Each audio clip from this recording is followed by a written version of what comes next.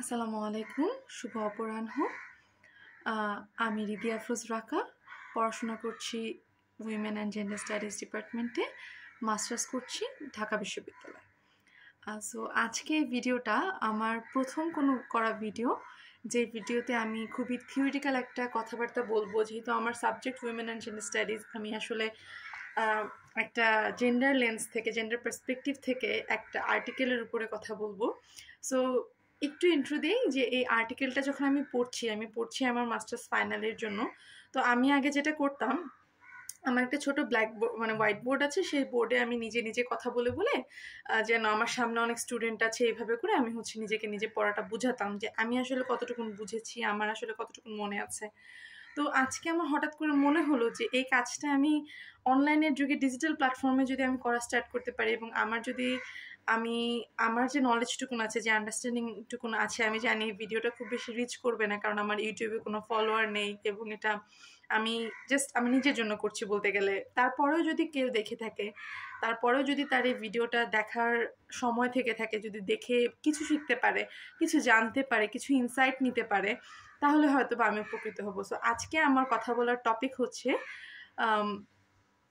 Feminisation of poverty and এটার সাথে globalization. এবং মূলত এটা হচ্ছে সাউথ এশিয়ান পার্সপেক্টিভ থেকে আমি দেখব। যদি আমি এই কথাটা বাংলায় বোঝাতে চাই, বিশ্বায়নের যে প্রভাব সেটা নারীর দারিদ্রতার উপরে কিভাবে পড়ছে দক্ষিণ এশিয়াতে। সো এই ভাগগুলো করার আগে আমি আসলে কয়েকটা জায়গা আগে বলবো, যে মানে তিনটা ভাগে এই কথাগুলো ভাগ হবে। প্রথমত, যখন ধরাই হলো যে নারীর দারিদ্রতা কিংবা একটা পরিবারের দারিদ্রতা কিভাবে দূর করা যায়, আমি বাংলা ইংরেজি দুটো মিক্স করে বলবো, কারণ আসলে শব্দগুলো তো আমরা ইংরেজিতে পড়ি, সেটার বাংলা করতে গিয়ে দেখা যাবে আমি কিছু স্ল্যাটারিং বা আমার মামলিং হতে পারে। সো ওটার জন্য ক্ষমা প্রার্থী। সো আমি যেখান থেকে বলছিলাম যে আমি কয়েকটি ভাগে ভাগ করেছি, সেটা হচ্ছে যে এই প্রভাবটা কেমন, বিশ্বায়নের প্রভাব, নারীর দারিদ্রতা, এটার উপরে আসলে কেমন। আপেক্ষিক দৃষ্টি থেকে আমাদের কাছে মনে হয় না যে বিশ্বায়ন হচ্ছে এই যে নারীরা কর্মক্ষেত্রে ঢুকছে, নারীদের এখন এত এত এক্সেস সব জায়গায়, কাজে কাজে যাচ্ছে, তারপরে পারিবারিক ক্ষেত্রে তারা অনেক সুবিধা পাচ্ছে, তাহলে তো এই এই জিনিসগুলো তো ভালো হওয়ার কথা, তাই না? কিন্তু আমরা আজকে দেখব যে কিছু ভালো এবং খারাপ দুটোই আছে, এবং যেই তথ্যগুলো আমি রিসার্চ ডেটার বেসিসে দেওয়ার চেষ্টা করব। এবং এই জায়গাতে যখন আমি ইম্প্যাক্ট বলতে যাব, তখন আমি দেখাবো যে বর্তমানে যেহেতু দুইটা সেক্টর খুব বেশি গুরুত্ব পাচ্ছে, সেটা হচ্ছে নারীদের হচ্ছে মাইক্রো ফাইন্যান্সিং, যেটা ব্র্যাক করে থাকে বা গ্রামীণ ব্যাংক করে থাকে, যে ক্ষুদ্র ঋণ দেওয়া হচ্ছে। তাহলে এই ক্ষুদ্র ঋণ তাহলে খুবই ভালো, নারীরা ঋণ পাচ্ছে, নারীরা তো তাহলে অনেক বেশি এগিয়ে যাচ্ছে, এই একটা ধারণা আমাদের মধ্যে আছে। আমরা দেখব আসলেই কি নারীদের এই যে ক্ষুদ্র ঋণ, সেটা তাদের কোনো ধরনের এম্পাওয়ারমেন্ট বা ক্ষমতায়নের জায়গাতে আসছে কিনা। আরেকটি জায়গায় আমরা দেখব এই যে নারীরা কাজে যাচ্ছে, এখন কাজ বলতে নারীরা আসলে কোন ধরনের কাজে বেশি নিয়োজিত হচ্ছে, নারীরা কেমন বেতন পাচ্ছে, এই জায়গাগুলো আমরা দেখে আলোচনা করতে যাব যে এই নারীর এই কর্মক্ষেত্রে এগিয়ে যাওয়া কিংবা কর্মক্ষেত্রে ওই অংশগ্রহণ, পার্টিসিপেশন, এই women's participation in this workforce, is it really or truly empowering themselves, is it a tool for their empowerment or not. So এই জায়গাগুলো যখন আমি ডিসকাস করবো, আমি জানি এই ভিডিওটা খুবই লেন্দি হবে, কারণ খুবই অগোছালো, আমার নিজের ব্রেনের মধ্যে যে ইনফরমেশনগুলো আমি রেখেছি সেগুলো খুবই অগোছালোভাবে আপনাদের কাছে হয়তো বা আমি উপস্থাপন করার চেষ্টা করব। তারপরে আমি আমার সর্বোচ্চ চেষ্টা করব যাতে আমি খুবই শর্টলি, কনসাইজলি কিছু ইনসাইট আপনাদেরকে দিতে পারি। প্রথমত আমরা যদি একটু চিন্তা করি স্ট্যাটিস্টিক্স নিয়ে, আসলে আমাদের পৃথিবীতে কত পার্সেন্ট পোর? সারপ্রাইজিংলি, আমি যদি সাউথ এশিয়া আর হচ্ছে সাহারান আফ্রিকার ইনফরমেশন বলি, সেখানে 100 জনের মধ্যে 77 জনই হচ্ছে আপনার দরিদ্রতার যে সীমাটা আছে সেই সীমার নিচে বাস করে।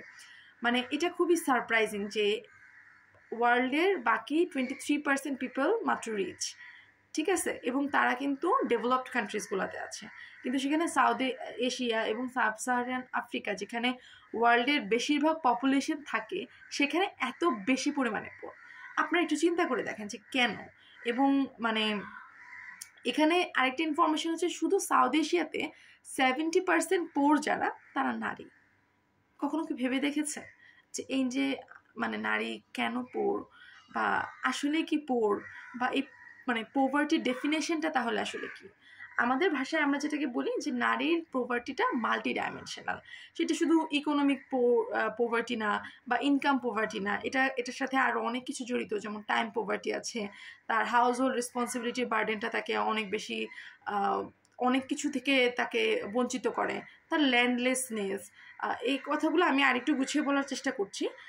প্রথমত আমরা একটু যদি দেখি যে আমাদের মানে রিসার্চাররা আসলে কি বলছে। তো সিলভিয়া শম্প নামে একজন খুবই ভালো একজন রিসার্চার আছে, যিনি হচ্ছে ফেমিনাইজেশন অফ পভার্টির উপরে অনেক থিওরি দিয়েছেন, এবং উনি বলছেন যে এই যে গ্লোবালাইজেশন, এই গ্লোবালাইজেশনের মাধ্যমেই আসলে উইমেন এম্পাওয়ারমেন্ট সম্ভব। কিন্তু আমি যার লিটারেচার পড়ছি বা যার আন্ডারস্ট্যান্ডিং থেকে দেখছি, সাবা খান দেখিয়েছেন যে গ্লোবালাইজেশন আসলে নারীকে অনেক দিক থেকে পিছিয়ে দিয়েছে। যেমনটা এগিয়েছে, যেমন এডুকেশন বেড়েছে, কর্মক্ষেত্রে নারীর অপরচুনিটিস অনেক বেড়েছে, কিন্তু অ্যাট দ্য সেম টাইম অনেক কিছুই পিছিয়েছে। এখন আমাদের যদি একটু সাউথ এশিয়ার কালচারের দিকে আমরা খেয়াল করি, আমাদের এখানকার কালচারটা কি? আমাদের কালচারটা অনেক বেশি প্যাট্রিয়ার্কাল, এবং নারীর যে কাজ সেটা কি খুব বেশি একটা ভ্যালু পায় না, খুবই আন্ডার ভ্যালুড। এবং দেখা যাচ্ছে কর্মক্ষেত্রে নারীর সংখ্যা খুব কম এবং পুরুষের সংখ্যা বেশি, এবং এমন একটা ওয়ার্ক এনভায়রনমেন্টে আসলে নারীর জন্য কাজ করাটা খুবই ডিফিকাল্ট হয়ে যায়। কিছু ব্যারিয়ার্স আছে আমাদের এম্পাওয়ারমেন্টের ক্ষেত্রে সাউথ এশিয়াতে। প্রথমত এই যে নারী নারী এটাই তার একটা বড় ব্যারিয়ার। দ্বিতীয়ত নারীর ল্যান্ডলেসনেস, ভূমিহীনতা। ভূমিহীনতা কেন বলছি? নারী তো প্রপার্টি পায়, তাহলে কেন ভূমিহীনতা হচ্ছে? আমাদের যদি একটু আমরা রিসার্চ করে দেখি যে কয়জন নারীর ভূমির মালিকানা আছে, একটু আমরা পুরুষের সাথে নারীর যে তুলনাটা যদি করি, তাহলে হচ্ছে আমরা এই আন্ডারস্ট্যান্ডিংটা পাবো। এবং অনেক ক্ষেত্রেই যেটা পৈতৃক সম্পত্তি, আপনারা নিজেদের অভিজ্ঞতা থেকে, পারিপার্শ্বিক অভিজ্ঞতা থেকে দেখতে পারেন সমাজে যে ভাইয়েরা বলে যে পিতার যেই জমি সেখানে আসলে বোনদের না থাকাই ভালো, এটা আরও ঝামেলা ক্রিয়েট করে। এই আন্ডারস্ট্যান্ডিং থেকে কি হয়, তাদেরকে কিছু টাকা দিয়ে দেয়, কিন্তু টাকাটাই কি সব? তার কিন্তু কোনো এন্টাইটেলমেন্ট বা পৈতৃক জায়গায় কোনো তার অস্তিত্ব তার থাকে না, এবং ভূমিহীনতায় থাকে। এবং বলে যে ইসলামিক দৃষ্টিকোণ থেকে, আমি হিন্দু রিলিজিয়ন এবং অন্য বুদ্ধি রিলিজিয়ন এই জায়গাটাতে যাচ্ছি না, আমি যদি ইসলামিক শরিয়া আইনের জায়গাতে যাই, সেই জায়গাটাতে বলে যে হাজব্যান্ডের কাছ থেকেও তো তোমরা পাও। আমাদের জায়গায় আমরা যদি দেখি কয়জন হাজব্যান্ডের কাছ থেকে নারী তার ভূমির যে মালিকানা সেটা পায়, একটু ভেবে দেখি। আমি জানি এই কথাগুলোকে অনেকে মানে মৌলবাদী দৃষ্টিকোণ থেকে বলবে যে ও তো নারীবাদী, আমাকে বলুক, সমস্যা নেই। কিন্তু আমরা যদি একটু থিওরিটিক্যালি বাস্তবতাটা বুঝতে যাই, এবং আমি তো তত্ত্ব এবং তথ্য দুটো উপস্থাপন করছি, তাহলে একটু বোঝার চেষ্টা করি যে আসলে নারীদের অবস্থানটা কোথায়। দ্বিতীয়ত হচ্ছে, আমরা সবাই জানি বাল্যবিবাহের কথা। এখন মনে হতে পারে যে বাল্যবিবাহ তো এখন কমে গিয়েছে, আসলে না।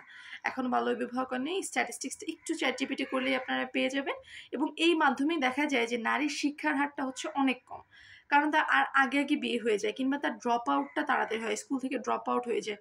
এবং ফ্যামিলিতে যখন পোভার্টি থাকে, পোরনেস থাকে বা দারিদ্রতা থাকে, তখন কিন্তু যেটা হয় যে প্রথমত নারী বা মেয়ে শিশুর পড়াশোনার উপরে থেকে যেই বাজেটটা সেটা কাট করা হয়। তারপরে আছে নারীর জন্য খুবই কম অপরচুনিটিস আছে। আমি আবার বলি, আমি কিন্তু এগুলা নারীর ক্ষমতায়নের যে ব্যারিয়ারগুলো আছে সাউথ এশিয়াতে, সেই জায়গাগুলো তুলে ধরছি। যে খুব কম জব অপরচুনিটিস আছে, এবং জব অপরচুনিটিস বলতে দুইটা সেক্টর আছে। একটা হচ্ছে ফর্মাল জব সেক্টর, আর একটা হচ্ছে ইনফর্মাল সেক্টর। ইনফর্মাল সেক্টর বলতে যেখানে কোনো জব সিকিউরিটি নাই, এমনি কোম্পানিজগুলা, কিংবা হচ্ছে যে নারী বিভিন্ন জায়গায় RMG সেক্টরের কথা আমরা বলতে পারি, বা এইরকম যে ইন্ডাস্ট্রিজগুলো আছে যেগুলোতে নারী তার ডেইলি লেবারটা দেয়, খুব অল্প বেতনে কাজ করে, এবং তারপরে তার আর কোনো ম্যাটারনিটি লিভও থাকে না, পেমেন্টও থাকে না। সে যখন প্রেগনেন্ট হয় তারপরে আর তার কাজে ফেরত আসার সুবিধা থাকে না।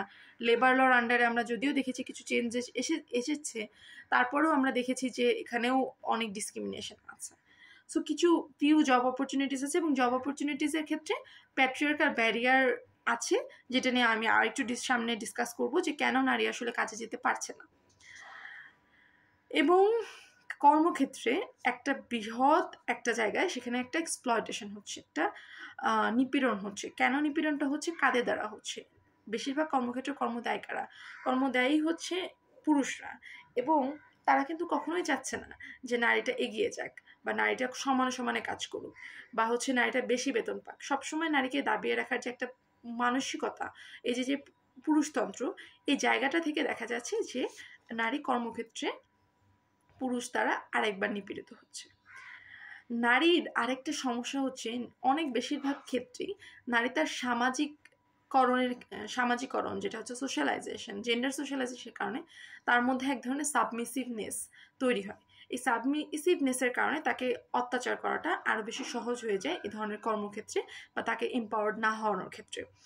এবং ওভারঅল যে জেন্ডার ডিসক্রিমিনেশন বা জেন্ডার ইনইকুয়ালিটিস আমাদের ওয়ার্কফোর্সে আছে, সেটা নারীর জন্য আরও বেশি সমস্যা তৈরি করে। আরেকটা সমস্যা হচ্ছে যে নারী ধরেন ইনকাম করলো বা যা কিছুই করলো, তারপরেও কি নারী আসলে মানে ঘরে বাইরে ক্ষমতায়িত হতে পারে?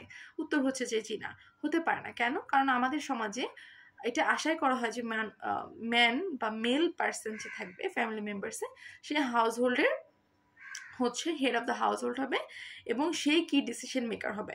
আমরা বলছি না যে নারীকেই কি ডিসিশন মেকার হতে হবে, আমরা বলছি যে নারীকে একটা ডিসিশন মেকিং প্রসেসের মধ্যে পার্টিসিপেশনে আসতে দাও। অর্থাৎ একটা অংশগ্রহণমূলক একটা তুমি সিদ্ধান্ত গ্রহণ প্রক্রিয়ার ভিতর দিয়ে নারীকে নিয়ে যাও, যেখানে নারীর তার রেসপেক্ট, তার মতামত, এই জায়গাগুলো যেন দিতে পারে এবং সে রেসপেক্টেড হয়। সো এই যে ঘটনাগুলো আমি বললাম, প্রায় 9টা ব্যারিয়ারের কথা আমি বলেছি। এই 9টা ব্যারিয়ার দেখা যায় যে ফেমিনাইজেশন অফ পভার্টি কে বাড়িয়ে দেয়। এবং আমরা আমাদের লাস্ট ইউনাইটেড নেশনসের এমডিজি এবং এসডিজি, সাস্টেনেবল ডেভেলপমেন্ট গোল এবং মিলেনিয়াম ডেভেলপমেন্ট গোল, এগুলোর যে গোলসগুলো আছে, এমডিজি 8টা এবং এসডিজি 17টা, সবগুলো জায়গায় কিন্তু আমরা দেখেছি যে তারা খুবই জেন্ডার ইকুয়ালিটি, দেন ওমেন এম্পাওয়ারমেন্ট, এগুলোতে খুবই সেন্সিটিভিটি শো করেছে। কিন্তু আমরা দেখেছি যে এখন পর্যন্ত আমরা আমাদের কাঙ্ক্ষিত যে অবস্থান, সে অবস্থানে পৌঁছতে পারিনি। এইবার আমি আসি যে বিশ্বায়ন, এই যে গ্লোবালাইজেশনের যুগেও কেন নারী এই জায়গাগুলো পিছিয়ে আছে।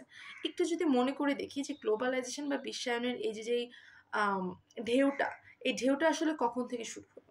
ঢেউটা হচ্ছে মূলত 1970s থেকে শুরু হলো। এখন গ্লোবালাইজেশনের মূল জায়গাটা কি, মানে তত্ত্বের জায়গাটা হচ্ছে নিউ লিবারালিজম বা নিউ লিবারাল পার্সপেক্টিভ, মানে নতুন করে তার উদার নীতিবাদ। হ্যাঁ, আমি ভুল হতে পারি কিছু কিছু বাংলা ট্রান্সলেশনে, তারপর আমাকে আপনারা কমেন্টে জানাতে পারেন যদি আপনারা ভিডিওটা দেখে থাকেন।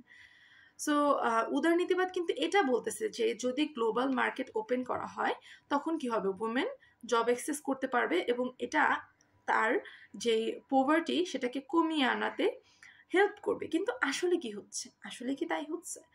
ঘটনা দেখা গিয়েছে যে 1970 সালে যখন সাউথ এশিয়াতে ইনফর্মাল সেক্টরকে আস্তে আস্তে কমিয়ে ফেলা হলো, ওই সময়টা কিন্তু প্রাইভেটাইজেশন বাড়ছে এবং গভর্নমেন্ট কি করছে, আপনার যে পাবলিক সার্ভিসেসগুলো আছে বা সোশ্যাল সার্ভিসেসগুলো আছে, সেখানে যে ইনভেস্টমেন্ট বা এক্সপেন্ডিচার, খরচটা কমিয়ে আনার চেষ্টা করলো। এখন এটার ইম্প্যাক্ট কোথায় গিয়ে পড়লো? এটার ইম্প্যাক্ট ডিরেক্টলি গিয়ে পড়লো উইমেনের উপর, কারণ উইমেন এই সোশ্যাল সার্ভিসেসগুলোর উপরে বেশি নির্ভরশীল ছিল। সোশ্যাল সার্ভিসেস বলতে আপনার এই হেলথ, এডুকেশন, দেন আদার যে সেফটি নেটওয়ার্কস, এগুলোকে আমরা বুঝছি। যখন হেলথ সেক্টরকে আপনি প্রাইভেটাইজেশন মধ্যে আনবেন, তখন নারীর যে হেলথ, সে তো এমনিতেই পড়তা, সে তো তখন আর হেলথ কেয়ার অ্যাক্সেস করতে পারছে না, হেলথ কেয়ার ফ্যাসিলিটিস নিতে পারছে না। এডুকেশন যখন আপনি প্রাইভেটাইজেশন করে, মানে যেটাকে প্রাইভেটাইজেশনের বাংলা কি বেসরকারীকরণ, এই জায়গাটা করে দিবেন, তখন কি হয়, নারীর জন্য যেই বাজেটটা, আমি আবারও বলছি, নারীর জন্য তখন শিক্ষার বাজেটটা কমিয়ে আনা হয়। নারী তখন আর শিক্ষার অ্যাক্সেস করতে পারে না, কারণ এটা ধরেই নেওয়া হয় যে নারী শিক্ষিত হয়ে আসলে কি করবে। আমাদের মিনা কার্টুনের মতো যেই হচ্ছে মেসেজগুলো মিনা কার্টুনের মধ্যে আমরা দেওয়ার চেষ্টা করেছি, সেই আমাদের 2000-এর যে টাইমটাতে আমরা বাচ্চাকালে যে দেখেছি, এখনও কিন্তু আমরা ওই পিরিয়ডটা পার করতে পারিনি, মানে মানসিকতার জায়গা থেকে। তো তারপরে পরিবর্তন এসেছে, কিন্তু আমি যেখানে বলছিলাম যে 1970 সালের একটি ঘটনা, যে সময়টাতে দেখা গিয়েছে যে এই সোশ্যাল সার্ভিসে একটা কার্টেলিং স্টার্ট হয়েছিল। এখন যখন ট্রেড লিবারেশন করা হইলো, তখন দেখা গেছে যে ইনফর্মাল সেক্টর অনেক বেড়ে গেল। ইনফর্মাল সেক্টর বেড়ে গেল এবং am I right? হ্যাঁ, ঠিক আছে। সো ইনফর্মাল সেক্টর বেড়ে গেল, কিন্তু প্রবলেম হচ্ছে এখানে খুবই জব সিকিউরিটি খুবই কম এবং ইনহিউম্যান ওয়ার্কিং কন্ডিশন। তোমাকে অল্প টাকা দিবে কিন্তু বেশি কাজ করাবে, কারণ এটাই তোমার প্রফিটাইজেশনের মূল নীতি। এটা আমরা সবাই জানি, আমরা সবাই বুঝি, তাই না? ইকোনমিক্সের এই আন্ডারস্ট্যান্ডিংটা আমাদের সবারই আছে। সারপ্রাইজিংলি মানে এই তথ্যটা যখন আমি পড়ছিলাম তখন আমি এত অবাক হয়েছি যে ইন্ডিয়াতে এটা মনে হয় 2012 সালের একটা তথ্য, যেখানে দেখানো হচ্ছে যে 100 জনের মধ্যে 86 জন ইনফর্মাল সেক্টরে কাজ করে, এবং হচ্ছে এই এই নাম্বারটা দিন দিন কিন্তু আরও বাড়ছে, কারণ ফর্মাল সেক্টরে জব অপরচুনিটিস অ্যাভেল করাটা নারী এবং পুরুষ উভয়ের জন্যই খুবই কম্পিটিটিভ একটা জায়গায় চলে গিয়েছে। তো বুঝতেই পারছেন যে আমরা আসলে মানে কেন মানে আমরা মনে করছি যে আমাদের ইনকাম করছি, কিন্তু আসলে ইভেনচুয়ালি কিন্তু আমাদের এই ইনকাম সোর্সটা আমাদেরকে কোনো স্ট্যাবিলিটি দিচ্ছে না, আমাদের পভার্টিকে সেইভাবে করে এলিভিয়েট করছে না, কমাচ্ছে না। সো এরপরে আমরা যদি একটু দেখি যে এই প্রবলেমগুলা যে হইলো, গভর্নমেন্ট যে সাবসিডিগুলা কমিয়ে দিল, সোশ্যাল সার্ভিসের থেকে তার এক্সপেন্ডিচার কাট করা স্টার্ট করলো, তাহলে এই জায়গাগুলো ফিল আপ কারা করলো? মানে আমি যেটা বলি যে এনজিওর কিন্তু অনেক বড় একটা রোল আছে, নন গভর্নমেন্ট অর্গানাইজেশন। আমাদের বাংলাদেশের ক্ষেত্রে দেখেছি যে আমি ব্র্যাকের কোনো প্রমোশন করছি না, আমি ওদের কেউই না। সো কিন্তু ওরা অনেক ভালো কাজ করেছে, ওদের কিছু সেক্টর আছে যে সেক্টরগুলোতে ওরা কাজ করছে, তার মধ্যে একটা হচ্ছে এম্পাওয়ারমেন্ট, একটা হচ্ছে ইলিটারেসি, একটা হচ্ছে ডিজিজ, আর একটা হচ্ছে সোশ্যাল জাস্টিস। অর্থাৎ ওরা ক্ষমতায়ন, শিক্ষা মানে অশিক্ষা দূরকরণ, অশিক্ষা না মানে নিরক্ষরতা দূরীকরণ, দেন হচ্ছে ডিজিজগুলো, রোগ মুক্তি, এবং সোশ্যাল জাস্টিস, সামাজিক ইনজাস্টিস যেটা বৈষম্য আছে সেটা দূরীকরণ, এই জায়গাগুলো নিয়ে ওরা কাজ করছে। এবং ওরা কিন্তু লোন ডিস্ট্রিবিউট করা থেকে শুরু করে সম্পদ ডিস্ট্রিবিউট করা মানে বন্টন করা, শিক্ষার ক্ষেত্রে কাজ করা, কমিউনিটি হেলথ সার্ভিস, মানে এই এই জায়গাগুলোতে, তারপরে পপুলেশন কভারেজ, এই জায়গাগুলোতে তারা অনেক কাজ করেছে। এবং তাদের আরেকটা খুব গুরুত্বপূর্ণ কাজ, যেটা নারীর জীবনে প্রভাব ফেলার কথা ছিল কিন্তু আসলেও ফেলেছে কিনা, রিসার্চ একটা ডুয়াল ইনফরমেশন দিচ্ছে। সেখানে জায়গাটা হচ্ছে মাইক্রো ফাইন্যান্সিং। ওরা যেটা বলে ক্ষুদ্র ঋণ দিচ্ছে বা অল্প পরিসরে একটা টাকা দিচ্ছে, এবং খুবই অল্প পরিসরে এটার উপরে হচ্ছে ইন্টারেস্ট নিচ্ছে, মানে সুদ যেটাকে আমরা বলি, সুদ খুব অল্প নিচ্ছে। এবং নারীর জন্য এটা প্রযোজ্য করে দিল যে নারী এই ঋণটা নিতে পারবে, এটা পুরুষ নিতে পারবে না, কারণ নারী অনেক ডিসঅ্যাডভান্টেজ পজিশনে আছে, এই জন্য নারী নিতে পারবে। এবং তারা আরও কিছু ভালো ভালো কাজ করলো, এবং ভালো ভালো কাজের মধ্যে তারা একটি করলো যে নারীদেরকে এই যে টাকা ধার দিল, এবং তাদেরকে এমন কিছু স্কিল শেখাচ্ছিল যে স্কিলগুলো ইউজ করে তারা কোনো বিজনেস স্টার্ট করা, বা তারা লাইভস্টক মানে গরু ছাগল মানে এইগুলাতে বেশি করে যাতে ইনকাম করতে পারে, তারা কিভাবে, মানে এই ধরনের ট্রেনিং তাদেরকে দেওয়া হচ্ছিল। এখন আমাদের সাউথ এশিয়ান কালচারে মানে আমাদের কালচারটা খুবই বেশি পরিমাণে স্ট্রিক্ট একটা পেট্রিয়ার্কি আছে, এবং এখানে একটা মেল ডোমিনেন্স কাজ করে, মানে সবসময় পুরুষের আধিপত্যটা কাজ করে, পুরুষতন্ত্রটা খুবই স্ট্রিক্ট। কিছু কিছু দেশে কিন্তু সাউথ এশিয়াতে আছে যে পুরুষতন্ত্র তো থাকবেই, কিন্তু পুরুষতন্ত্রটা একটু মানে রিল্যাক্সড। কিন্তু আমাদের দেশে পার্টিকুলারলি আমাদের দেশে ইন্ডিয়াতে পাকিস্তানে, এই তিনটা কান্ট্রিতে না অনেক বেশি। শ্রীলঙ্কা কিন্তু অনেকটা এগিয়ে গিয়েছে, ওদের জেন্ডার ইকুয়ালিটি মার্কে ওরা অনেক এগিয়ে গিয়েছে, ওদের পভার্টি ইন্ডেক্সে ওরা অনেক এগিয়ে গিয়েছে, কিন্তু আমাদের দেশ পারছে না। আমরা যদি সাউথ এশিয়ার আরেকটা কান্ট্রির কথা মেনশন করি, আফগানিস্তান, ওরা যেটা 2023 থেকে প্রবাবলি তালেবানরা হচ্ছে নিল, এবং আফগান ওমেনদের এখন কত রেস্ট্রিকশন, মানে ওদের ওখানে অনেক বেশি স্ট্রিক্ট পেট্রিয়ার্কি। আমরা জাস্ট আমাদের বাংলাদেশি কালচারটাতে যদি একটু থাকি, তাহলে আমরা যেটা দেখি যে এই স্ট্রিক্ট পেট্রিয়ার্কিগুলো কোন জায়গাগুলোতে আসলে কাজ করে হচ্ছে আমাদের ফ্যামিলি ডোমেনের মধ্যে। আমি পাবলিক স্পেস বাদ দিচ্ছি, পাবলিক স্পিয়ার যেটা, সেখানে অনেক ডিসক্রিমিনেশন। কিন্তু আমি যদি প্রাইভেট স্পিয়ার বলি, যেটা আমাদের বাসা, আমাদের ফ্যামিলি, সেই ফ্যামিলিতে আসলে কোন জায়গাগুলো হচ্ছে দেখা যাচ্ছে যে ইনহেরিটেন্স এরিয়া, দেন ফিনান্সিয়াল যে ম্যাটার, মানে অর্থনৈতিক অবস্থা, নারীর যে মোবিলিটি, মানে নারীর চলাফেরা, তার মানে কোথায় যাবে কি যাবে না, তার যে একটা সাধারণ একটা স্বাধীনতা, সেই স্বাধীনতার জায়গায় একটা কন্ট্রোল কাজ করে, একটা কন্ট্রোল মেকানিজম কাজ করে, একটা ডিসক্রিমিনেশন কাজ করে। এবং আমরা কিন্তু মানে নারীর এটা এমন সিস্টেম না বাংলাদেশের ক্ষেত্রে যে তোমাকে অবশ্যই একটা ইসলামিক ঘরানার যে পর্দা সিস্টেম সেটা মেনটেন করতে হবে। আমাদের এই জায়গাটা অনেক পরিবর্তন হয়েছে, যে এখন আমরা বেগম রোকেয়ার ওই আমল থেকে অনেক দূর এগিয়েছি বা আমরা পিছিয়েছি সেটা না, মানে আমাদের পরিবর্তন হয়েছে। কিন্তু সমস্যা হচ্ছে ফিমেল সেকুলেশন বা এই যে একটা ধারণা যে নারী বাইরে যাবে এবং পুরুষের সাথে সমানতালে কাজ করবে, এটা আসলে পরিবার থেকে মেনে নেওয়া হয় না। এবং এর ফলশ্রুতিতেই নারীর জন্য ইনফর্মাল এবং ফর্মাল দুটো জব সেক্টরেই তার অ্যাক্সেস করাটা ডিফিকাল্ট হয়েছে। এটা আমার কথা না, এটা নাইলা কবির ম্যাডামের কথা। ওনারই একটা 2004-এর একটা work, Naila Kabir ma'am and Mahmud sir. So ওনাদের Mahmud sir ma'am I don't know. So ওনাদের একটা কাজের ইনফরমেশন। সো আরও কিছু সমস্যা আছে আমাদের প্যাট্রিয়ার্কাল সিস্টেমে, যে আমরা তো ঘরের কাজ করছি, নারী তো ঘরের কাজ করে, কিন্তু এটা কি রেকগনাইজড? যেটাকে আমরা বলি আনপেড কেয়ার ওয়ার্ক। আমাদের কেয়ার ওয়ার্কটা পেইড না হোক, অ্যাটলিস্ট রেকগনাইজ তো হোক, কিন্তু এই জায়গাটা হচ্ছে না। এবং ধরেই নেওয়া হয় যে বাসার সকল কাজ নারীই করবে। এখানে একটা গুরুত্বপূর্ণ ডিনামিক্স আমি যখন পড়ছিলাম দেখছিলাম যে নারী যখন বাইরে কাজ করে তখন তাকে হেল্প কারা করে। দেখা যায় যে নারীকে তার অন্য নারী ফ্যামিলি মেম্বার যারা, রিলেটিভ যারা, তারাই হেল্প করছে। ধরেন এখনকার একটা সিচুয়েশন, ধরেন একটা খুবই মিডল ক্লাস কিংবা একটা আপার ক্লাস ফ্যামিলি, আমি একেবারে পোভার্টি প্রন এরিয়াতে যাচ্ছি না, সেই ফ্যামিলিতে নারী পুরুষ দুজনেই একসাথে কাজ করে। কারণ এখনকার সোসাইটিতে মানে দেখতেই পাচ্ছি যে যদি ডুয়াল ইনকাম আর্নার যদি না থাকে ফ্যামিলিতে, তাহলে ধরেন ঢাকা শহরের কথা ধরছি, ঢাকা শহরে আপনার চলাফেরা করা খুবই ডিফিকাল্ট। মানে আপনি বাসা ভাড়া, খাওয়া, বাচ্চা কাচ্চার পড়াশোনা, হেলথ কেয়ার সিস্টেম, একটা লিভিং স্ট্যান্ডার্ড মেনটেন করা এটা ডিফিকাল্ট। তখন যেটা হয়, এই বাচ্চাটাকে কি শুধু একটা কাজে, বাসায় যে কাজ করে বা একটা হেল্পিং হ্যান্ড তার কাছে রেখে যাবে না, কি করবে? তখন দেখা যায় যে গ্রাম থেকে বাবা মার মধ্যে যে কাউকে নিয়ে আসে, কিংবা ধরেন বাবা মাকে নিয়ে আসলো, তখন বাসার হাউস হোল্ড যে রেসপন্সিবিলিটিসগুলো তখন সেটা কে পালন করে?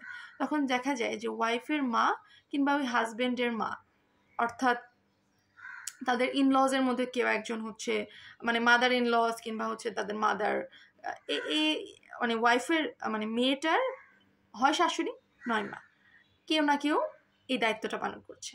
মানে ঘরের যত কাজ আছে, রান্না বান্নার কাজটা মূলত সেই করছে। অর্থাৎ দেখা যাচ্ছে যে দিন শেষে না কাজগুলো নারীই করছে।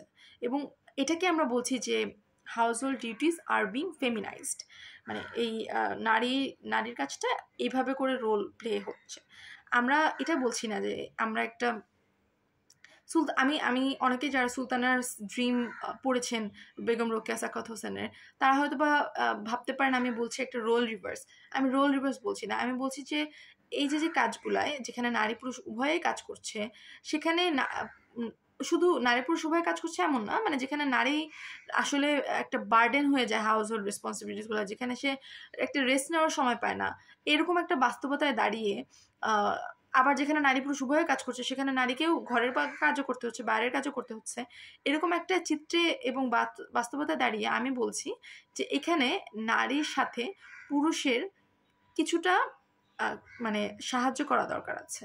ট্র্যাডিশনাল যে রোলগুলো তাই সে শিখে এসেছে সেগুলো ব্রেক করে এখন আমাদের সময় এসেছে যে আমরা সমানে কাজ করব এবং এখানে একটা সমতা ভিত্তিক জায়গা তৈরি করব।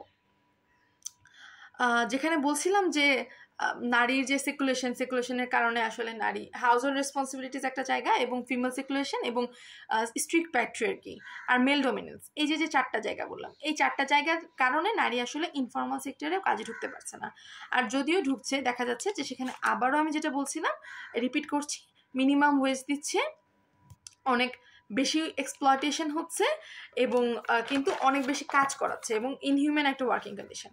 Okay fine, up to this আমি জানি না যে আমি অনেক কিছু নিয়ে ডিসকাস করে ফেলেছি, বাট এখন আমি খুবই স্পেসিফিক এবং দুইটা জায়গায় আমি ডিসকাস করব। সেটা হচ্ছে মাইক্রোফিন্যান্সিং, আর একটা জায়গা হচ্ছে নারী যখন বাইরে কাজ করছে তখন কি আসলে নারী এম্পাওয়ার্ড হচ্ছে কি হচ্ছে না। দুইটা জায়গা, একটা হচ্ছে মাইক্রো ফাইন্যান্সিং কি নারীকে এম্পাওয়ার করছে, আরেকটা জায়গা হচ্ছে নারী যে বাইরে কাজ করছে এটাকে তাকে এম্পাওয়ার করছে কিনা। আমি কিন্তু এটা মোটেও সাজেস্ট করছি না যে মাইক্রো ফাইন্যান্সিং দেওয়া বন্ধ করে দিন, কিংবা আমি এটাও সাজেস্ট করছি না যে নারীর জন্য কাজ বাইরের কাজও বন্ধ করে দিন। আমরা আসলে বাস্তবতাটা বা চিত্রটা, রিসার্চ কি বলে সেটা দেখার চেষ্টা করছি। সো ফার্স্ট অফ অল, আমরা যখন মাইক্রো ফাইন্যান্সিংয়ের ক্ষেত্রে দেখলাম রিসার্চ বলছে যে এই জিনিসটা পোভার্টি অ্যালিভিয়েশন কিংবা দারিদ্র দূরীকরণ বা দারিদ্রতা কমানো এই জায়গাটাতে হেল্প করে আনডাউটেডলি। তোমার যখন টাকা কেউ দিবে, তুমি যখন সেই টাকাটা কোথাও ইনভেস্ট করছো কিংবা তুমি তোমার হাজব্যান্ডকেই দিচ্ছ, আলটিমেটলি তো টাকাটা ফ্যামিলির কাজে লাগছে। যদি লেগে থাকে তাহলে তোমার পভার্টিটা কমছে, যেটাকে আমাদের থিওরিটিক্যাল ভাষায় বলে হাউস হোল্ড পভার্টি কমছে। কিন্তু তো প্রশ্ন হলো এই জায়গাটাতে কি ওমেনের পভার্টি কমছে? আমরা এটা ডিটেল আরেকটু পরে যাচ্ছি। দেখা যাচ্ছে, বা এই জায়গাটা আমি এখনই বলছি যে কেন বললাম যে ওমেনের পভার্টি কমছে কিনা। নারীকে লোন দিল, মাইক্রো ফাইন্যান্সিং হইল, লোন দেওয়ার পরে নারী তো লোনটা নেয়, এখন 67% ক্ষেত্রে দেখা যায় যে এই লোনটা হচ্ছে পুরুষ নিয়ে নেয়। এবং পুরুষ যে নেয়, পুরুষ নেওয়ার পরে আপনার এটাকে আর 67% ক্ষেত্রে পুরুষ হচ্ছে লোনটা নিয়ে নেয়। কিন্তু মানে এবং ওরা আসলে প্রেশারই দেয় যে তুমি হচ্ছে লোন নিতে পারবা, কম টাকায় লোন নিতে, কম ইন্টারেস্ট লোন নিতে পারবা, তাহলে লোন এখান থেকে নিয়ে নাও। ধরো ব্র্যাক দিচ্ছে, গ্রামীণ ব্যাংক দিচ্ছে, বা এরকম আরও এনজিওস যেগুলো এখন মাইক্রো ফাইন্যান্সিংয়ের ক্ষেত্রে কাজ করছে তারা দিচ্ছে। এখন সমস্যাটা কোথায় হয়? সমস্যাটা হয় পুরুষ লোনটা ঠিকই নেয়, কিন্তু যখন ঋণটা শোধ করার ক্ষেত্রে, লোন রিপেমেন্টের ক্ষেত্রে, তখন আর পুরুষের কোনো খবর থাকে না। অধিকাংশ ক্ষেত্রেই এটা হয়, এটাই রিসার্চ বলছে। তখন দেখা যাচ্ছে 70% নারী তখন তার হয় জমি বিক্রি করে দিচ্ছে, মানে জমি তো তার নাই, যে কোনো প্রপার্টি, তার একটা কানের দুল থাকলো, গলার চেন থাকলো, বা একটা ছাগল থাকলো, বা একটা গরু থাকলো, যে কোনো কিছু সে তার সেল করতে বাধ্য হচ্ছে। আর আইদার সে কোনো কাজে যেতে, ইনফর্মাল সেক্টরে কোনো কাজে যেতে বাধ্য হচ্ছে। এখন আজকে আমি যখন পভার্টি নিয়ে ডিসকাস করছি বা পড়ছি, তখন আমার মনে পড়লো যে আমি আমার লাস্ট যে নিজের রিসার্চটা করেছি হচ্ছে gender livelihoods and inter household gender relations environmental study on environmental migrants. আমার বাড়ি ফরিদপুর, ওখানে করেছি। আমি একটু যদি এটাকে বাংলায় ভেঙে বলি, সেটা হচ্ছে যে যারা ক্লাইমেট মাইগ্রেন্ট বা হচ্ছে যারা হচ্ছে কি বলে এটাকে, ক্লাইমেট চেঞ্জের কারণে যাদের আসলে মানে তাদের বাড়িঘর পাল্টায় আরেক জায়গায় আসতে হয়, স্থানান্তর করতে হয়, তাহলে তাদের জীবনযাত্রাটা আসলে কেমন, এবং তাদের জেন্ডার রিলেশন, পাওয়ার রিলেশনটা, মানে হাউস হোল্ডে, বাসায় তাদের পাওয়ার রিলেশনটা আসলে কীরকম, এটা দেখার আমি চেষ্টা করেছিলাম। এবং সেই সাথে তাদের লাইভলিহুডস বা এটা লাইভলিহুডস আর কি, লাইভলিহুডসটা দেখার চেষ্টা করেছিলাম। এবং ওই স্টাডিতে আমি আজকে যতগুলো জিনিস পড়ছিলাম যেটার অনেক কিছু রিফ্লেক্ট করেছে। আমি একদিন ভেবেছি যে আমার রিসার্চটা যদি কখনো পাবলিশ করতে পারি, পাবলিশ করার পরে কিংবা আগে আমি ছোট একটা ভিডিও করব আমার রিসার্চ ফাইন্ডিংস নিয়ে, কারণ এই কাজগুলো হওয়া দরকার। আমি চাই যে আরও অনেক মানুষ আসলে এই ক্লাইমেট চেঞ্জের এই যুগে এসে, যেখানে এত কথা হচ্ছে, COP25 29 গেল রিসেন্টলি, সো এই জায়গাগুলো আমাদের দেখা দরকার যে কেন আমাদের মতো কান্ট্রিজে এত বেশি ক্লাইমেট মাইগ্রেন্টস তৈরি হচ্ছে এবং তাদের জীবিকা এত আনসার্টেন, তারা কেন এত পোভার্টি প্রোন এরিয়ার মধ্যে যাচ্ছে। সো এখানে আমি আর লেন্দি করছি না আমার রিসার্চ নিয়ে। আমি যেখানে আবার ছিলাম যে মাইক্রো ফাইন্যান্সিংকে আসলে হেল্প করে কিনা। সো ওই জায়গাতে দেখা যায় 70% ওমেনই কিছু না কিছু বিক্রি করে দেয় কিংবা ইনফর্মাল সেক্টরে কাজ করে। ইনফর্মাল সেক্টরের কাজ অনেক ধরনেরই হতে পারে, সেটা R&D সেক্টরে হতে পারে, সে ডে লেবার হিসেবে কোথাও জয়েন করলো। সে ধরেন আমার রিসার্চে আমি পেয়েছি যে ওদের বাসার কাছে ইটের ভাটা ছিল, যেহেতু ওর হচ্ছে ঘরের কাজও আবার ব্রেক টাইমে করতে হবে, লাঞ্চের একটা ব্যাপার আছে, বাচ্চাদের খেয়াল রাখার একটা ব্যাপার আছে। তো ওরা না সকাল 6টার দিকে চলে যেত, তারপরে দুপুর 11টার দিকে একটা ছুটি পেতো 1 ঘন্টার, তখন এসে বাসার সব কাজ করতো। দুপুর 2টা থেকে 3টা আবার একটা ছুটি পেতো, তখন এসে দুপুরে খাওয়া দাওয়া করতো, হাজব্যান্ড যদি আসতো বা নিজে খাওয়া দাওয়া করতো, বাচ্চাদের খাওয়া দাওয়া টেক কেয়ার করতো, গোসলাদি করে ফেলতো। এগুলো করার পরে আবার সে 3টা থেকে 7টা পর্যন্ত মাগরিবের আজান পর্যন্ত কাজ করতো। সো এইভাবে করতো। আবার অনেকে ওভারটাইম করতো। দেখা গিয়েছে যে ফিমেল হেডেড হাউস হোল্ড বা যেই হাউস হোল্ডে হাজব্যান্ড নাই কিন্তু তার আসলে 3টা বাচ্চা, এবং এই ধরনের ফ্যামিলিজগুলোতে কি হয় মানে অনেক বেশি সংখ্যক সন্তান থাকে, 4টা সন্তান 5টা সন্তান, তখন সে ওভারটাইম করতো। এবং ওই ওভারটাইম করার ক্ষেত্রে আমি রিসার্চে পেয়েছিলাম যে একজন মানে মানে একজন নারী, সে কিছু 4 বছর আগে তার স্বামী মারা গিয়েছে, তার হচ্ছে 3টি মেয়ে, এবং সে ইটের ভাটায় কাছে কাজ করে, সে ওভারটাইম করে, এবং যেহেতু তার স্বামী নেই অনেক সময় দেখা গিয়েছে যে সে সেক্সুয়াল হ্যারাসমেন্ট, মানে তার অন্যান্য মেল যারা কাজ করছিল তাদের দ্বারা সে হ্যারাসমেন্ট বা এ ধরনের শিকার হয়েছে। এবং পরে যদিও হচ্ছে ওর যে ওনার মিডিয়া ভাটার মালিক, সে বলে দিয়েছে যে ও হচ্ছে এখানে কাজ করবে, তোমরা হচ্ছে কখনোই ওর সাথে খারাপ কিছু করবা না। কিন্তু এটা তো আসলে মানে সবসময় তো এরকম হয় না। তো উনি ওনার খারাপ এক্সপিরিয়েন্সটা আমার কাছে শেয়ার করেছিল। সো এই ধরনের এক্সপিরিয়েন্সেসগুলো নারী তার পোভার্টির কারণে শিকার হয়। এবং এদের এই যে আমার রিসার্চেও ফাইন্ডিংস এসেছে যে বেশিরভাগই হচ্ছে আপনার মাইক্রো ফাইন্যান্সিংয়ের আন্ডারে লোন নিয়েছে, হাজব্যান্ডকে দিয়েছে, হাজব্যান্ড সেটা কোথায় খরচ করেছে এই সম্পর্কে নারীর কোনো ধারণাও নেই। তার লোনটা সে নিয়েছে, কিন্তু লোনের উপরে যে কন্ট্রোলটা কিংবা লোনের ব্যাপারে যে একটা সিদ্ধান্ত গ্রহণ, যে চলো আচ্ছা ঠিক আছে আমরা বাড়িটা রিপেয়ার করি, কিংবা চলো একটা গরু কিনি, বা এই যে ধরনের মানে ডিসিশন মেকিং প্রসেসে নারী অংশগ্রহণই করতে পারেনি। এটা পুরোপুরি একটা মেল সেন্ট্রিক জায়গা ছিল, পুরুষই নিয়ন্ত্রণ করেছে।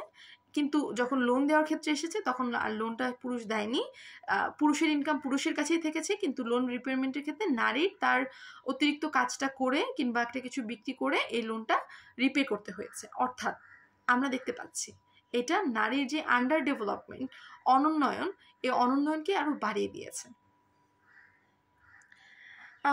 এটা হচ্ছে আমি খারাপ কথাগুলো আগে বলে ফেলেছি। এখন কথা হচ্ছে মাইক্রো ফাইন্যান্সিংয়ের কিছু ভালো দিক কি নাই? না হলে কি এতদিন ধরে মাইক্রো ফাইন্যান্সিং চলতো? কথা হচ্ছে হ্যাঁ, ভালো কিছু দিক আছে, রিসার্চও এটা বলছে। কি ধরনের ভালো দিক? দেখা গিয়েছে যে হ্যাঁ, ওমেনরা আরও বেশি ভিজিবল হচ্ছে। ফ্যামিলি মনে করতেছে ও তো কিছু টাকা পয়সা দিচ্ছে, ওর সাথে তো তাইলে খারাপ আচরণ বেশি করা যাবে না, ওর তো একটা দাম আছে। এই যে একটা ভ্যালু, এই যে একটা রেসপেক্ট, বা এই যে একটা মানে হ্যাভিং আ ইকুয়াল ট্রিট, এটা বেড়েছে। এবং একটা রিসার্চ, আমি ওনার নাম উচ্চারণ করতে পারি না সামহাউ, বালাসুব্রামানিয়ান 2012-এর একটা রিসার্চ, যেখানে উনি কনফার্ম করছে যে যে হাউসহোল্ডে নারীর যত বেশি ইনকাম, সেখানে নারীর তত বেশি এম্পাওয়ারমেন্ট বা একটা ক্ষমতায়ন, সে নিজের কথাগুলো নিজে বলতে পারে, ডিসিশন মেক করতে পারে এটা। সো কিন্তু এত কিছুর পরেও বলতে হবে যে 63% নারী আসলে ডিরেক্টলি বেনিফিট করতে পারে না, তাদের নিজস্ব ইনভেস্ট তারা চয়েস মেক করতে পারে না, তারা এটা দিয়ে কোনো ধরনের প্রফিটও করতে পারে না। এটার পরেও দেখা যায় না যে কিছু নারী না আসলে রুরাল হাউসহোল্ডে তাদের ছোট ছোট বিজনেস স্টার্ট করতে পেরেছে, কিংবা 2-3টা গরু কিনে কিছু করতে পেরেছে, বা একটা সেলাই মেশিন কিনে কাজ শুরু করতে পেরেছে। অনেকে দূর থেকে কোনো জিনিসপত্র এনে তার এলাকায় বিক্রি করতে পারছে। এই পজিটিভ কেসেসগুলো আছে, এবং এই পজিটিভ কেসেসগুলো আছে বলেই মাইক্রো ফাইন্যান্সিং এখন টিকে আছে। আর একটা গুরুত্বপূর্ণ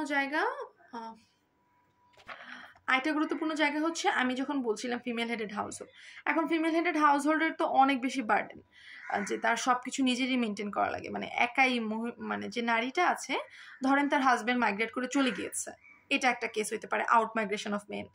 2 নম্বর হইতে পারে যে তার হাজব্যান্ড মারা গিয়েছে, অর্থাৎ সে উইডোড, এবং ফ্যামিলির হেড তো এখন মানে সে বিধবা, কিংবা সে ডিভোর্সড, তার হাজব্যান্ড চলে গিয়েছে, কিংবা সে সেপারেটেড, হাজব্যান্ড মানে খেয়াল রাখে না, খবর রাখে না। সো অনেক কিছুই হইতে পারে। তো এই কেসেসগুলোতে নারী পরিবারের প্রধান। এই ধরনের ক্ষেত্রে যদি দেখা গিয়েছে যেহেতু নারীকে আর কন্ট্রোল করার কেউ নাই, তখন নারী যখন মাইক্রো ফাইন্যান্সের মাধ্যমে একটা ঋণ নিচ্ছে, তখন নারীরই পুরোপুরি কন্ট্রোল থাকে, এবং এই ক্ষেত্রে আর তেমন কোনো সমস্যা হয় না, এবং নারীর একটা ট্রু এম্পাওয়ারমেন্ট যদি আমি বলি, সেই ট্রু এম্পাওয়ারমেন্টটা হয়। এটা হচ্ছে একটা চিত্র গেল এই পর্যন্ত আমি কিন্তু মোটামুটি মাইক্রো ফাইন্যান্সিংয়ের জায়গাটা ডিসকাস করে ফেলেছি এবং আমরা দেখেছি যে ফেমিনাইজেশন পভার্টির কত ধরনের ডাইমেনশনস আছে। মানে ফার্স্টে গ্লোবালাইজেশন দেখলাম, সেটার কিছু পজিটিভ নেগেটিভ বোথ জায়গা দেখেছি। দেন আমরা মাইক্রো ফাইন্যান্সিং দেখলাম, পজিটিভ নেগেটিভ বোথ জায়গা দেখলাম। এখন আমরা দেখবো এই যে নারী হচ্ছে কাজে ঢুকছে, কর্মক্ষেত্রে ঢুকছে, তার যে অ্যাক্সেস টু জবস, এটা কি তার কোনোভাবে এম্পাওয়ারমেন্টের টুল হিসেবে কাজ করছে কি করছে না। সো এইটাতে আবার ওই হিস্ট্রি, নারী আসলে কখন থেকে কর্মক্ষেত্রে বেশি ভালোভাবে যাওয়া শুরু করলো। আমরা যদি একেবারে ব্যাকে যাই, আমাদের ক্লাসে স্যার পড়িয়েছিলেন যে ইয়াতে ওয়ার্ল্ড ওয়ার 2 পরে তখন নারীকে ওয়ার্কফোর্সে নিয়ে যাওয়া হইলো, কিন্তু যখনই হচ্ছে তার প্রয়োজন ফুরিয়ে গেল, মানে সে রিজার্ভ ফোর্স হিসেবে ছিল, যখনই প্রয়োজন ফিরে গেল তখন আবার তাকে বাসায় পাঠিয়ে দেওয়া হলো এবং ডেভেলপড মানে ওয়েস্টার্ন কান্ট্রিজে দেখা গেল তখন নারীর জন্য মানে তার হাউস হোল্ড রেসপন্সিবিলিটিসগুলো সে কীভাবে পালন করবে, বেশি বেশি কীভাবে সে ভালো ওয়াইফ হবে, এইগুলো নিয়ে অনেক অ্যাডভার্টাইজমেন্ট দেওয়া হচ্ছিল। হাউএভার 1970s পরে গিয়ে আমরা দেখেছি যে আবার একটা গ্লোবাল মার্কেট ইন্টিগ্রেশনের মাধ্যমে, ট্রেড লিবারেশনের মাধ্যমে ইনফর্মাল সেক্টরের একটা ইনক্রিজমেন্ট হইল এবং নারী আবার কর্মক্ষেত্রে যাওয়া শুরু করলো, এডুকেশন রেট বাড়লো, লিটারেসি রেট বাড়লো, নারীর সমানে সমানে তাল মিলিয়ে চলার একটা জায়গা বাড়লো। কিন্তু আমরা আবারও ওই একই কথা, ইনফর্মাল সেক্টর, এখানে ইনফর্মাল সেক্টর বেড়েছে, এটা তো ফর্মাল সেক্টর বাড়েনি। তো এখানে আবার labour exploitation, minimum wedge gap, gender pay gap, এগুলো সব আবার চলে আসলো। এখন সমস্যাটা কোথায়? সমস্যাটা হচ্ছে এম্পাওয়ারমেন্ট বলতে আমরা যেটা বুঝতে পারছি ক্ষমতায়ন, বা আমি যেটা বুঝি যে আমার কথা হচ্ছে যে আমি 5 টাকা ইনকাম করলে আমি পুরোপুরি এমন না যে 5 টাকা আমি আমার জন্য খরচ করব, আমার পরিবারের জন্যই খরচ করলাম, কিন্তু এখানে আমার একটা মতামত থাকবে, আমার সিদ্ধান্তের একটা দাম থাকবে। কিন্তু বর্তমানে বলতে এই যে আমরা তো পোভার্টি প্রন ফ্যামিলিগুলোর কথা বলছি, এই ফ্যামিলিগুলোতে এই সমস্যা হয় যে লিটারেসি রেট কম থাকে। এখানে তো আর অনেক জেন্ডার সেন্সিটিভ মেল থাকে না, তো বেশিরভাগ মেলই যেটা করে, আমি বলছি না সব মেন, বেশিরভাগ মেন যেটা করে তারা কিন্তু ওয়াইফের ইনকামটা নিয়ে নিচ্ছে, কিন্তু ওয়াইফের এখানে কোনো সে থাকছে না, control over her own income এই জায়গাটা থাকছে না, বা একটা ফ্যামিলি ডিসিশন মেকিংয়ের ক্ষেত্রে তার কোনো সে থাকছে না। এই যে প্রবলেমগুলো হচ্ছে, এই প্রবলেমগুলো কিন্তু বিশেষ করে আমাদের আরএমজি সেক্টরের যে ওমেনরা আছে তারা ইনকাম করছে, ফ্যামিলিতে দিচ্ছে, কিন্তু তাদের নিজস্ব কোনো এম্পাওয়ারমেন্ট নাই। হাউস হোল্ড পভার্টি কমছে, কিন্তু তার কোনো নিজের ওমেন্স পভার্টি, যেটা নিজের পভার্টি, সেটা কমছে না, নিজের জন্য সে কোনো অ্যাসেট ক্রিয়েট করতে পারছে না। আর আসলে করবে কিভাবে? এত কম বেতন দেয়। আমরা দেখেছি 2010 সালেও তারা আন্দোলন করেছে কি তাদের ওয়ার্কিং আওয়ার কমানোর জন্য, তাদের এই যে ইনহিউম্যান একটা ওয়ার্কিং কন্ডিশন সেটা বেটার করার জন্য, এবং এই যে ওয়েজ গ্যাপটা আছে নারী পুরুষের মধ্যে, এবং তাদের যে একটা মিনিমাম ওয়েজ দেওয়া হয়, এই ঘটনাগুলোর জন্য তারা চেষ্টা করছে, কিন্তু তারপরে পরিবর্তন আসেনি। আমরা রানা প্লাজা ধসের কথা জানি যে তারা কতটা মানবেতর জীবনযাপন করে, এবং কোনো জব সিকিউরিটি নাই, কোনো ইন্স্যুরেন্স, হেলথ ইন্স্যুরেন্স বা কোনো ইন্স্যুরেন্স সিস্টেমও নাই। এখন ঘটনা হয়েছে যে এখন তো বেশিরভাগ ফ্যামিলিতেই এরকম হয়ে গেছে যে হ্যাঁ, হাজব্যান্ড ইনকাম করলে তার ইনকামটা আসলে সাফিসিয়েন্ট না, তখন ওমেন ইনকাম করতে বাধ্য। কথা হচ্ছে ওমেন বাইরে ইনকাম করছে, আমি আবার ওইটা রিপিট করতেছি যে ওমেন বাইরে ইনকাম করছে, তাহলে ঘরের কাজটা কে করবে? দেখা যাচ্ছে ওমেনকেই করতে হচ্ছে, নারী ঘরের কাজগুলো করছে, এগুলো নারীর কাজই, এটা ধরে নেওয়া হচ্ছে। তো এটা কি নারীর জন্য একটা ডাবল বার্ডেন না? বা অনেক সময় কিন্তু নারী ভাবে যে ঠিক আছে আমিই করবো, আমাকে শুধু একটু অ্যাপ্রিসিয়েশন, আমাকে শুধু একটু রেকগনাইজ করা হোক যে না ঠিক আছে, ঠিক আছে যে ও অনেক কাজ করে, ঠিক আছে সামটাইমস ওরও রেস্ট দরকার, এই আন্ডারস্ট্যান্ডিংগুলো থাকুক, কিন্তু এগুলোও কিন্তু নাই। তো আমরা এটা সাজেস্ট করছি যে একটা মেন এঙ্গেজমেন্ট দরকার আছে হাউস হোল্ড রেসপন্সিবিলিটিসে, যেমনটা নারী এখন ফিনান্সিয়াল রেসপন্সিবিলিটিস নিচ্ছে। সো এই জায়গাগুলো আমরা দেখছি, এবং নারীর এই ডাবল বার্ডেনটাকে মিট আপ করার জন্য অবশ্যই মেয়েদেরকে এগিয়ে আসতে হবে, মেয়েদেরকে এগিয়ে আসতে হবে।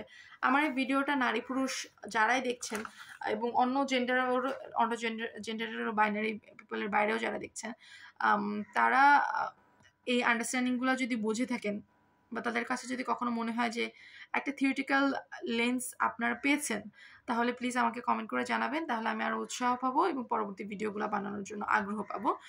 আর আমার অনেক ভুল ত্রুটি আছে, এটা আমার করা প্রথম ভিডিও, আমি শুরুতেই বলেছি আমার ভুল ত্রুটিগুলো ক্ষমা সুন্দর দৃষ্টিতে দেখবেন।